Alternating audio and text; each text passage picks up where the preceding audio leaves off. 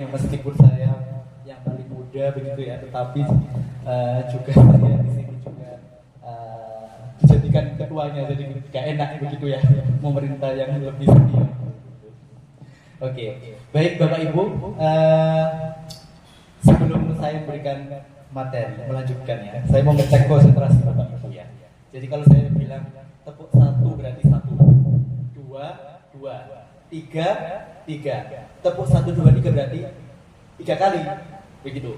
Ya. Jelas instruksi saya ya. Oke, kita coba dulu ya. Kita coba. Tepuk 1. Tepuk 2. Tepuk 3. Tepuk 1, 2, 3. Nah, bagaimana tadi instruksinya? Kalau tepuk 1, 2, 3 berarti 1, 2, 3 saja. Ya, 1, 2, 3. Ya, kita 1, 2, 3 saja. Oke. Ya, instruksinya tepuk 1, tepuk 2, tepuk 3. Sama. Tepuk 1, 2, 3. Sama. Iya. Oke ya, kita coba ya. Nanti kalau yang nggak bisa diminta apa ini? Oke. Kita mulai. 1, 2, 3. Tepuk 1, tepuk 2, tepuk 3, tepuk 1, 2, 3, tepuk 2, tepuk 1, tepuk 1, 2, 3, tepuk 1, tepuk 3, tepuk 1, 2, 3. Oke, berarti konsentrasi semua ini. Diferensiasi itu berbeda. Di sini guru membedakan anak karena kebutuhan anak berbeda. Contoh ya, paling sederhana, kami berempat ini porsi makannya beda. Nah, diferensiasinya di mana ya? Memberikan porsi makan yang sesuai kebutuhan kami, bukan ukuran yang sama. Kalau misalnya beli nasi goreng seukuran yang di Malaysia begitu ya, pasti mereka berdua habis, saya dan Pak Aziz tidak habis. Pak Aziz hanya ngambil sepertiga, saya setengahnya gitu ya. Porsi makannya gitu. Nah, kalau diferensiasi pembelajarannya itu kalau dikatakan berbeda itu artinya adil, sesuai porsinya, sesuai kebutuhannya. Jadi karena kebutuhan anak beda, diberi sesuai kebutuhannya. Nah, materi saya ada di draft ya Bapak Ibu, nanti bisa dilihat. Bukan ini Bapak Ibu, yang PPT yang seperti ini. Nah, di sini itu ada gambar yang berbeda, ini maksudnya adalah keadilan, bukan persamaan. Jadi bukan memberikan perlakuan yang sama, tapi memberikan perlakuan yang adil sesuai kebutuhan anak yang berbeda.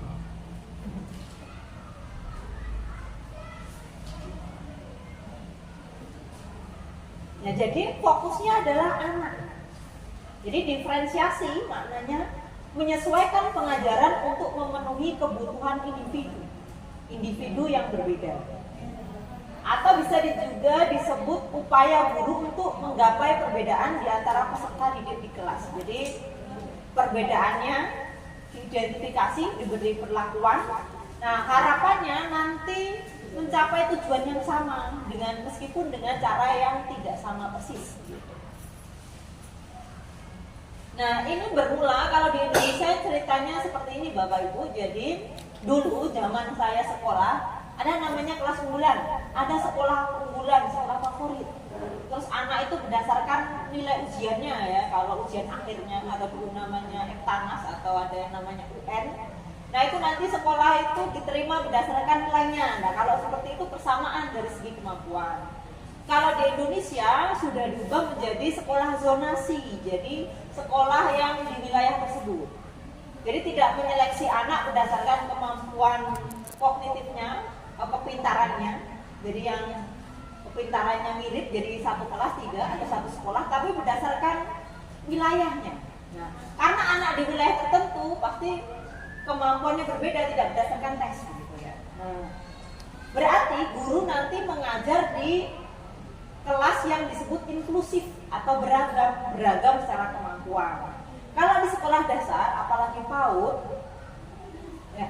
PAUD, anak ini ini mereka kan sebenarnya tidak niat belajar Bapak Ibu, taunya bermain gitu ya, karena saya pernah punya anak TK, jadi taunya itu saya berangkat ke sekolah berarti saya belajar di situ, tidak.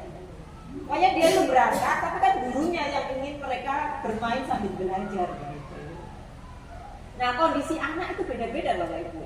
Contoh Bapak Ibu ya, anak saya yang pertama itu laki-laki, ketika TK dia itu tidak mau saya ajari apa gitu.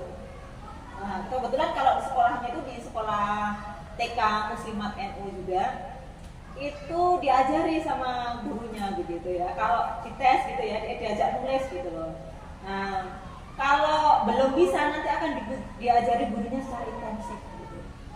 Suatu saat ada tantenya yang menjemput, tantenya mengatakan bahwa oh nanti dia tuh pulangnya lama karena masih diajari guru begitu. Terus saya tawarkan ke anak saya ajari ya biar nanti nggak pulang lama-lama. Oh nggak mau, saya pengen berlama-lama sama bu guru gitu. Jadi anak saya itu caper tipenya. Nah, tapi anak saya itu dia sebenarnya bisa, dia akhirnya tuh belajar di YouTube. Terus besoknya nggak lama kemudian itu, Bunda saya sudah bisa membaca, saya tuh bisa menulis gitu. Ya praktik itu terus nih. Saya udah belajar dari YouTube. Kan saya beri HP itu diputarkan gitu terus dia bisa. Tapi memang modalnya caper Bapak Ibu. Ya itu caper pengen kayak diperhatikan gurunya begitu.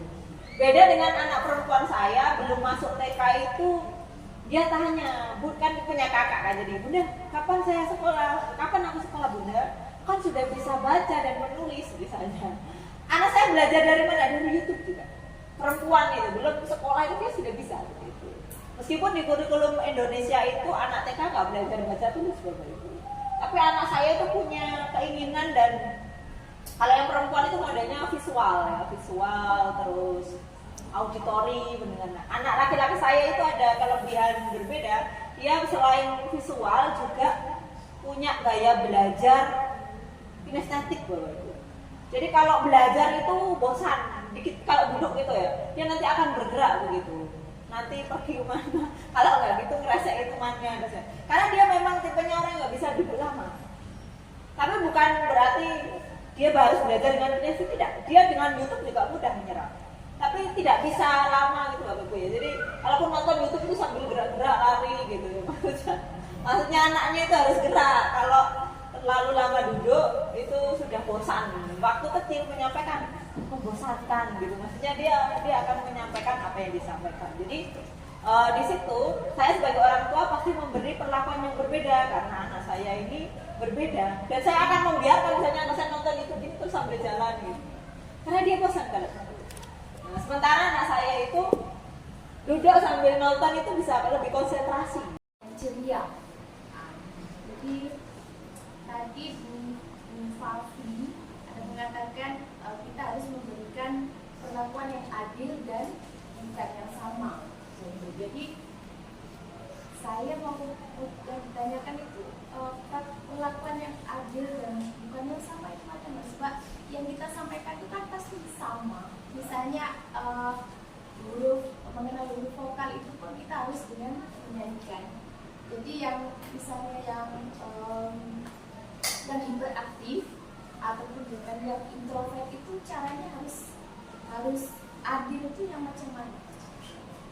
Terus yang kedua adalah saya betul-betul tidak paham dengan kurikulum Merdeka. Itu apa kelebihannya dengan yang kita terapkan untuk yang PAUD dengan bermacam-macam latar belakang di negeri rantau. Terima kasih.